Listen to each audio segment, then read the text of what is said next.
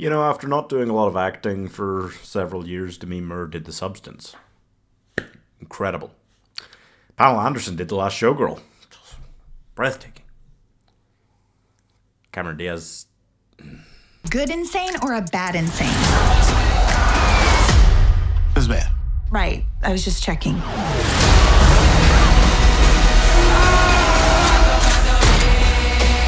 You'd think a beloved star like Cameron Diaz coming back to Hollywood after all these years would be able to, especially modern day Hollywood, would be able to grab something interesting to really sink her teeth into. Or she could grab this. And I mean, you know what?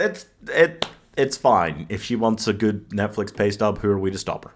Back in Action stars Cameron Diaz alongside Jamie-Foxx in just a fucking another one of these. I'd say the bog standard action comedy was on a real steamroller around 2017, but it has lost that momentum violently. And I just feel like you can't get away with another, oh my goodness, my parent/spouse is actually a spy. Now we go on a globe-trotting adventure where I also kind of do spy shit. Film.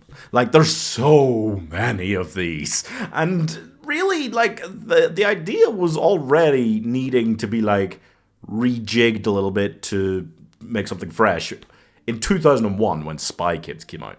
So, what are we doing here? So yeah, these two agents, they get together, they're presumed dead after a plane crash and decide to retire because Cameron Diaz is pregnant. 15 years later, they show themselves constantly, just so much to being capable of being spies.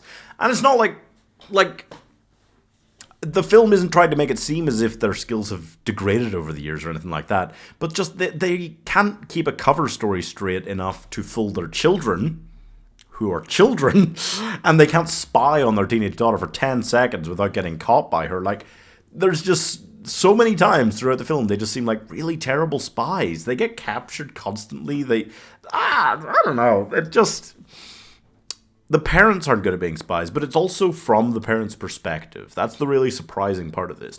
It's not like, it isn't Spy Kids. You know, it's not from the kids' perspective as the parents get captured and now they have to become spies or anything like that. It's not, but it is still kind of a family-friendly film.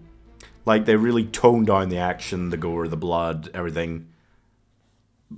But the script is still not, like, that kid-friendly. It's a confusing mix. I don't know who this is for. As husband and wife, Jamie-Foxx and Cameron Diaz have, like, some small amount of chemistry, but I don't know. It's not enough to drive the film.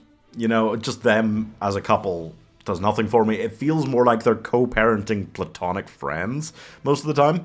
They don't really have, like, romantic chemistry.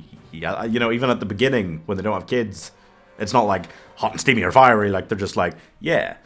Like, they just seem chill with each other, but not in love ever so much. And then their kids, yeah, one of them is rowdy and a teenager and angry at them for existing, and the other one is afraid of everything. Like, it doesn't... It just feels so copy and pasted from something, but it's not like stolen or a complete rip-off of one exact film, more just an amalgamation of them that feels so unimaginative. It feels like it was written by AI, that's it. So we get a cast around Cameron Diaz with folks who are just contractually obligated to be there by Netflix, so they just had to say yes. Jamie-Foxx, who has been on their payroll for a few years now. Kyle Chandler, that lady from The Night Agent, she was in there, that was fun. And, and Glenn Close.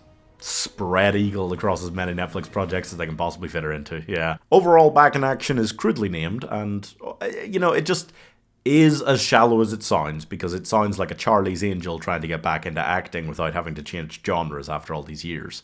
And honestly, the film as a whole does belong back in the kind of time when Cameron Diaz was acting the first time around. It's not really awful, but considering that Netflix has been in a bit of a better run recently, it's pretty damn disappointing. So I'm giving They Stole the Title off the Looney Tunes 2 stars. There is this one scene where they have Jamie-Foxx, like, coaching his daughter's football team. And honestly, that scene was much more amusing than most of the rest of the film. So it feels like they should have gone less Spy Kids / every other one of these films, more The Pacifier, more just actually it's funny, these retired spies trying to look after these children, and then add in a little bit of action, whatever. Subscribe for more hard truths.